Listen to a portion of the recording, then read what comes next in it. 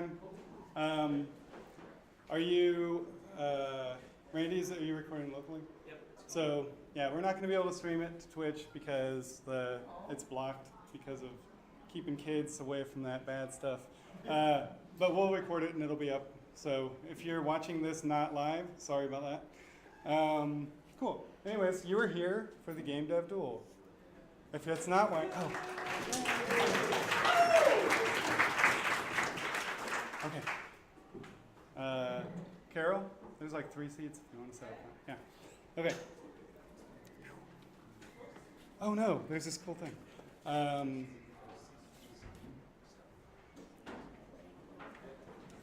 This worked a second ago. Did it lock up? Oh no, it's working. Oh, I need to have my mouse over there, I bet. Okay. What is this thing? Game Jam. Yay! Okay. So yeah, who's been to a Game Jam before? All right, it's a lot of people that came back. Who is this your first time? Wow, it's like it's like the exact same people as the time before. So cool. Welcome. I hope you have a good time. So this is not actually the first Game Dev Duel. There was one. Is it a year or two ago? December 2014? Yeah, December 2014, which was the Game Dev Drunk Duel, where we made drinking games, and there was like 4 games. So this is much bigger, so congratulations. And more family friendly. Yeah, this is way more family friendly. So what else? Does anyone, what is this thing in your mind? Anyone? Like a fact about it. Who said that? You said a competition? Yeah. Nope, not a competition. This is, no. No, that's good. You'll learn more about that. There's parts of a competition, but it's not like a full-fledged competition. Okay. Randy? Cooperative challenge. That's a good word for it. Anyone else? It's a kick in the butt to do something creative. Yeah! That's awesome. Yeah. An achievement point war. That's what it is. No, it's not a competition. Well, it might be. We'll see how it pans out. You might be right. Okay. Anyone else? We'll do one more. A pseudo-competitive learning experience extravaganza. It's true. That's right. I think. So you all know exactly what this is, so we'll move on. Okay, so actually, if you don't know, you're here. You're going to make a game in a month, and at the end of the month, you're going to present it again, or at right here. Maybe not in this room. We'll see how it goes. But yeah, and everyone's going to applaud you because you're awesome. Cool. So first, let's say thank you. Thank you to the Science Center for hosting this event and the demos. Do you want to say something?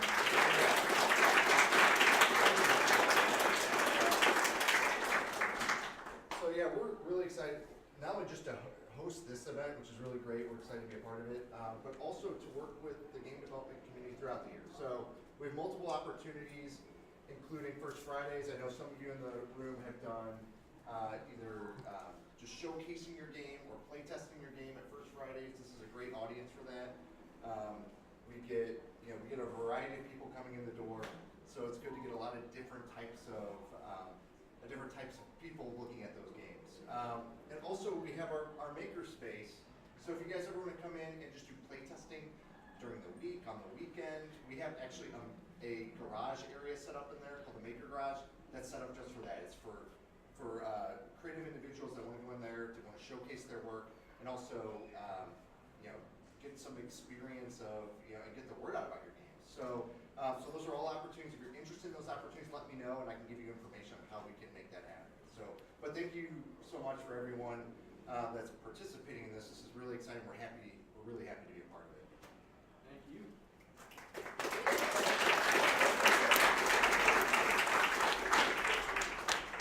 And if you're doing the math, first Friday of next month is tomorrow.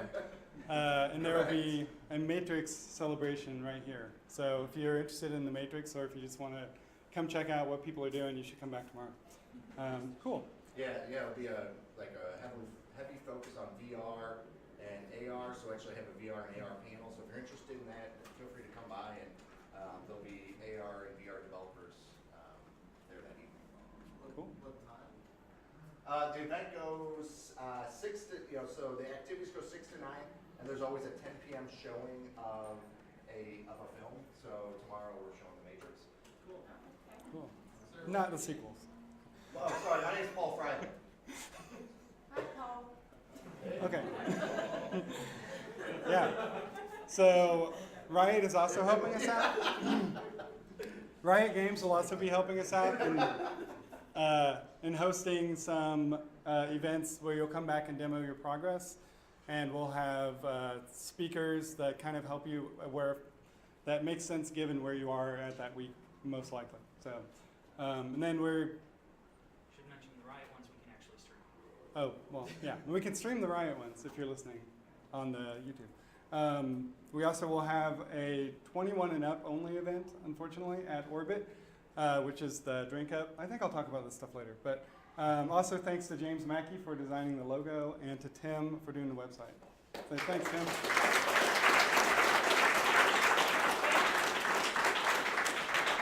to Wes for organizing everything.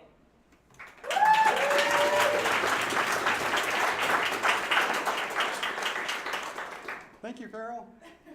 Okay, so this is also kind of sponsored by the St. Louis Game Developer Co-op, which is a nonprofit that that the community runs and operates. I have slides on this.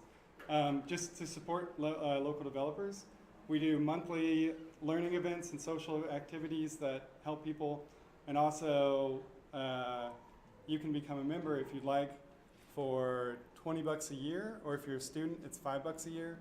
And if you have a studio, you can get the whole studio in for $75 a year. So, yeah, the board members are me and Carol. Say hi, Carol. Hi, everyone. And Stuart. Say hi, Stuart. Okay. And Ben, who's not here tonight. So, yeah. So, I'll talk more about that in a minute. Okay, so achievements. This is an achievement. Okay. What? All right. So the achievement meme came out of the Slack channel, which we'll talk about in a little bit. But we have a bunch of achievements listed on the website. There are 20 there now. There will be 50 by the end of the event. We'll roll 10 more out every Friday that will help you kind of make the right decisions at that point in in your game development process. So they are kind of like tiered. They're labeled like beginning or ongoing, and then like first week. So focus on those for now, and they will hopefully help you make a better game, because they'll encourage you to do things like the next couple slides I'll talk about. And the team with the most achievements at the end gets mostly bragging rights, probably. But if you have something, if you run a studio or something and have something you want to give out to one of the winners, just let me know, and we will create like a prize package. But you should not expect anything except for people saying congratulations and feeling bad that they didn't win. So if you get an achievement, just look at the website to see what it is. Submit through Slack in the GDD achievements channel. And then within 24 hours, it should show up on your team's page on the website. So Tim is managing that as well. So thank you, Tim. Cool. And then check-in events. I mentioned this earlier, but on July 6th, we will have a talk at Riot where Butterscotch Shenanigans will tell you how to stick with it, because it's really hard. And you'll have a chance to demo your progress. If you're an artist and you have art that hasn't been put in the game yet, but you're proud of, you should bring it and show it off. Like, it's totally like, at that point, there's not going to be much game. So it's just going to be you showing off that you actually did something that you're proud of. And that'll be the same for all the events. And we'll also have time for you to meet with your team. It's not a heavy event like this one where there's a lot of, where I'm not going to talk for long. It's more a chance for you to meet with your team and talk about like your progress, plan the next week. So, yeah. And we'll have one on July 6th at Riot, July 14th at Orbit, where there won't be a talk at all. It'll just be like you going and hanging out and like demoing your game if you bring it, and talking to your team. Because again, this is about you meeting with your team. And then we don't know who's going to talk on July 20th. I have someone in mind for that. And then July 25th to 29th, we don't have a date. We don't have a location. We don't have a speaker. But, but I have 2 fingers to cross. And then August 1st, we'll do demos right here, starting at 6 o'clock, running till whenever everyone's done. So try to get your game done. Bring it, because I'm not going to bother trying to put it on laptops. So, sorry. And it'll be a good time. Cool. Slack. Okay. So the way that you'll communicate with your team and the people in this room is through the Game Developer Co-op Slack channel. It's at I don't have the URL. Whatever. Slack. It's on the website, but it's Slack something something game dev or STL game dev. So. It'll be posted on the meetup. STLgamedev.slack.com. Hey, she knows it. Okay, stlgamedev.slack.com. Good memory. Okay, so on Slack, you'll talk to your team. You'll talk to the rest of the community. If you have questions, there's a Game Dev Co-op group or channel or whatever they're called that you can ask, and people will get back to you. And you can post stand-ups where you can show off your progress every day. And it should be really fun. That is a Slack channel, group, whatever, that's always there for the game dev community. But it's only for paid members. So if you want to stay after the event, you'll have to become a member of the co-op. And otherwise, we're going to close off a bunch of accounts. But it shouldn't. But for the purposes of this event, it'll be open, and it's a really fun place to talk. So yeah, and you also submit achievements there. Cool. Okay. So since you'll be working remotely with other people, it's really hard to know what they've done unless you have a way to communicate that. Slack is a really good way to do that. But if you want to plan work, kind of targeted work, do that work and give it to other people and kind of communicate what you're going to do next and have a discussion around what you should do next, you'll need a tool, or you'll want a tool to do that. Trello is a good option. There's also a lot of other ones like Kanban-Eyes, or if you have Basecamp, you can use that. Anything is fine. There's an achievement for doing this. So if you set up on anything, if you decide to track your work and start putting tasks up there, then you'll get the achievement. So the idea is you'll list the goals you want to achieve by next time you meet, prioritize them top to bottom, and try to pull from the top, and then work on them one at a time, and then move them over when you're done to communicate to the rest of your team that you're done. And then you can separate goals by discipline, so art goals, move those across, programming goals, move those across. And then you'll, and if you don't have a team and you end up working alone, this is also useful to help you prioritize stuff so you don't end up working on like really small things that aren't really important at that point. Okay, and the other thing you'll need, because you're working remotely, is source control. I recommend Git, but you could potentially use like Subversion or potentially Dropbox. Dropbox is harder to share code because if you are working on a file at the same time as someone else, then you will explode and someone will have to decide what to do. So yeah, try to use Git if you can. The Unity commit thing is in the public beta, and that works really, really well. Oh, cool. Pretty much a built-in Git. Okay. Yeah, if you use Unity, try to use Unity commit thing, which is in public beta. Yeah, so it's cool. If you have problems in Git, you can try to merge the files, and it'll show you exactly where the differences were. So yeah, there's also an achievement for doing this. You don't have to use Git, but you have to use some kind of source control. And I will spoil an achievement. Making your game open source is also an achievement. So if you want to do that, you can just put it in public GitHub and get that one. Cool. And there's some rules, so make sure you follow these. Number 1, have fun. Okay, by this I mean don't feel constrained by the event structure. There's the achievements, there's all these things. You can ignore the theme, you can ignore the achievements, you can just not even set up a Slack account. Just your goal is to have fun and do whatever you need to do to make a game by the end. And the next one, be respectful and kind. So try not to ignore your team, which might be hard because you just want to work on your own stuff and get your head down. But if you do that, people will end up kind of working on stuff that doesn't get used or feeling like they are not contributing, and it won't be fun for them. So number 1 will be a lot easier if you are respectful and kind. And then the other rule is make a game by August 1st.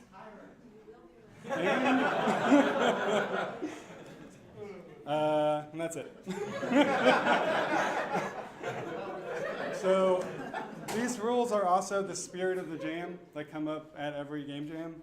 So the spirit of the jam is just these things. So make a game and have fun. Don't be a jerk. So here's an anti-pep talk. I'll try to say this with a smile. So unlike a traditional game jam, where you're in a place with a stated goal and you are like, okay, I'm going to make this game, and there aren't really any distractions outside of like food every once in a while and things like that. It's a lot harder to make a game when you're just kind of thrown to the woods and just told do whatever. It takes a lot of discipline, and I know for myself personally, I am going to not play any games for the whole month so that I actually end up making a game.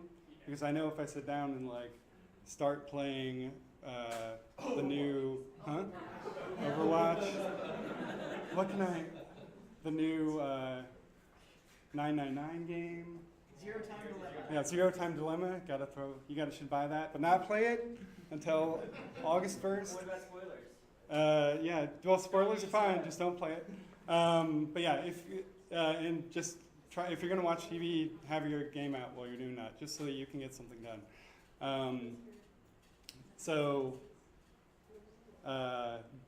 That said, if you don't end up getting something done, or you end up getting ignored by your team, or you just kind of get disheartened and you quit, don't swear off game jams, because this game jam is way harder and a lot more is on you than a normal one. So come back to the next game jam. We'll definitely have one in January, and we might have one in September, October, depending on how we feel. So it's in the plannings. But come to one of those if this one doesn't work out, and don't feel too bad. This is super hard. Yeah, and remember, number 1 rule is have fun. So if you're not having fun, then either get over it, or just quit, whatever. Okay. If your team is really making you feel uncomfortable and you're not happy with your team, it's okay to stop. Yeah, it is totally okay. Or it's okay to find a new team. Because you have Slack, you can, like, everyone here is making a game. If you see something cool you want to help out with, just hop over there. Make sure you tell your team, be honest with your team, be respectful. But yeah. Okay, now here's the pep talk. I'll try to do this one with a frown. So an online community I'm a part of has something called a bakedown every February or so. And the whole month of February, people make games, and then they actually do a judging thing at the end, and someone wins. And my first real game that I ever made was in that month, doing that month-long thing. My Love is Across the Gap. Jesse knows what I'm talking about. You never published it. I never published it, but it's basically a finished game. It's like closest I've ever gotten to something that is totally publishable. And it's really awesome. Not to brag or anything. Are you gonna make Love is Across the Gap No? I might. Depends on what the theme is.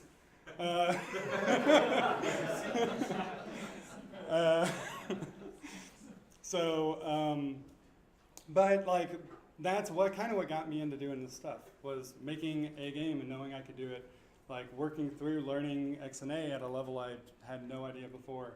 And this is your opportunity to do the same thing. And you have a lot more access to community than I did, because you have all these people cheering you on. So do it. Do something cool. So I don't know. Oh, you can forge real connections, and you'll figure out that real quick. You can take the time to really learn something. So once you sit down, oh wait, okay, yeah. Once you sit down and start working, you'll find that you don't want to stop. You'll stay up really late, and you'll learn a bunch of stuff, because learning is I think it's what makes video games appealing to people, is that while they're playing, they're learning things and they're making those connections. And that's exactly the kind of thing that you'll get from developing your game if you haven't done it before. You can take the time to actually really learn something at this. Where at a game jam, there's a lot of stress to just do it and leave it in the hack. Here, you can take a little bit more time and do it right early on, until we get near the end and you're just throwing stuff in. Okay, and you have a community of people that want to help you. You could spend a month and make a game any given month of the year, but this is different because you have these people. You have Slack, you have people there ready to answer questions if you have them, and it's a very unique situation. Okay, cool. Pointers. To defeat the cyber demon, shoot it until it dies.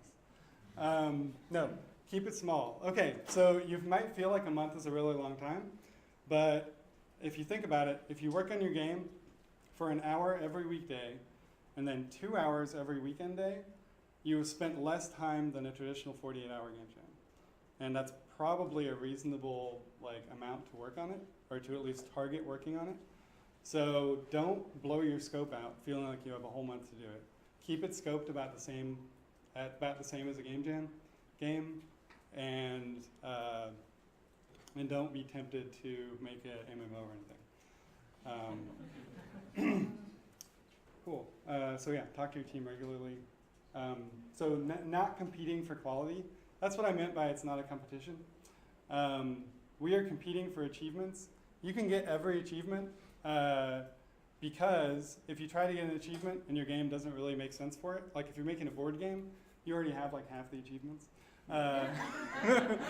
Because it's true. But if it doesn't make sense at all and there's no way to do it, then you automatically get that achievement for free. So yeah, we're not competing for quality. You're competing for achievements and for doing things in a way that will actually get something done by the end. So yeah.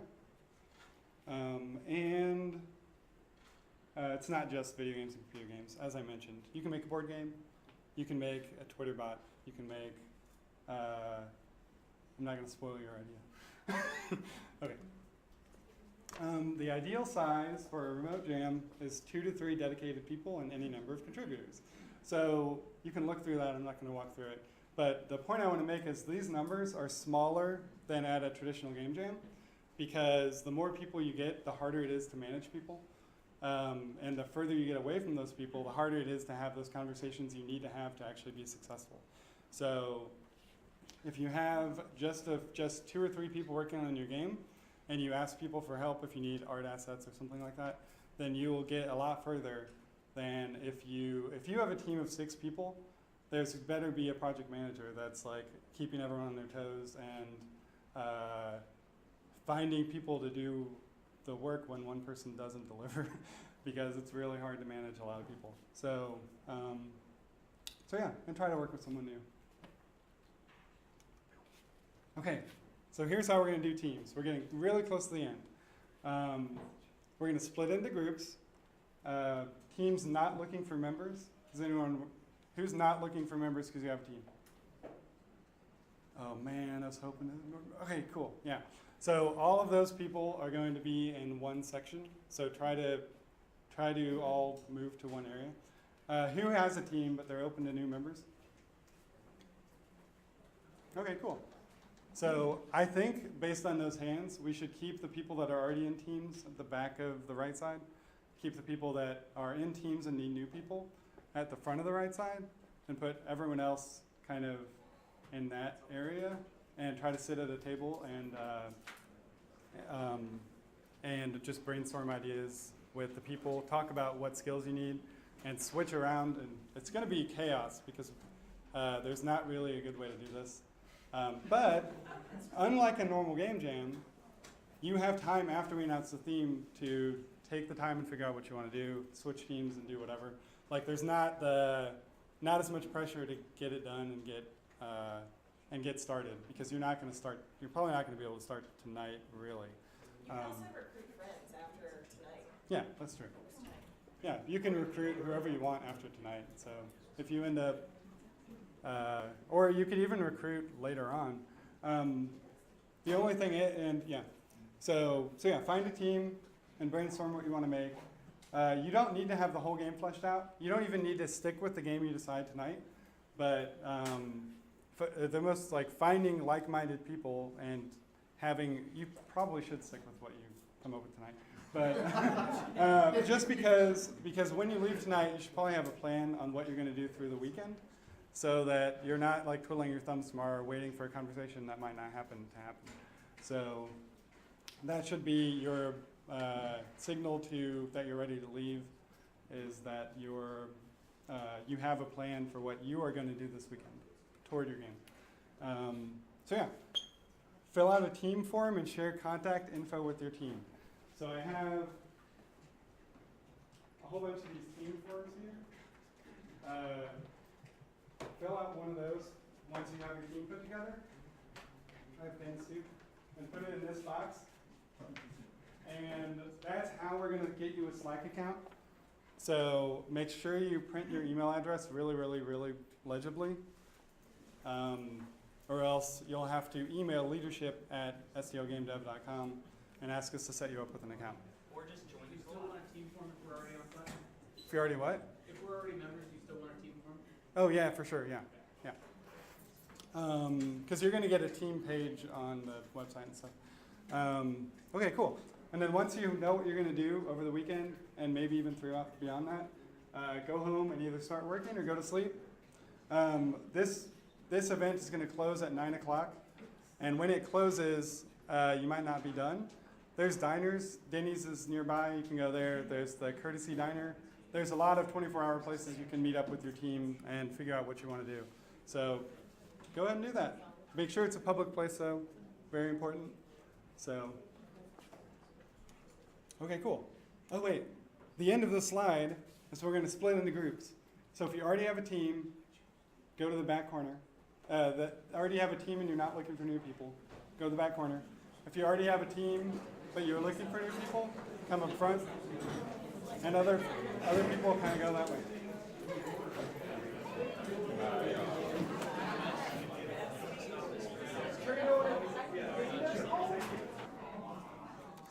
The theme of the game. It's one word. Nachos. Real. Okay. Cheetos. You can have it.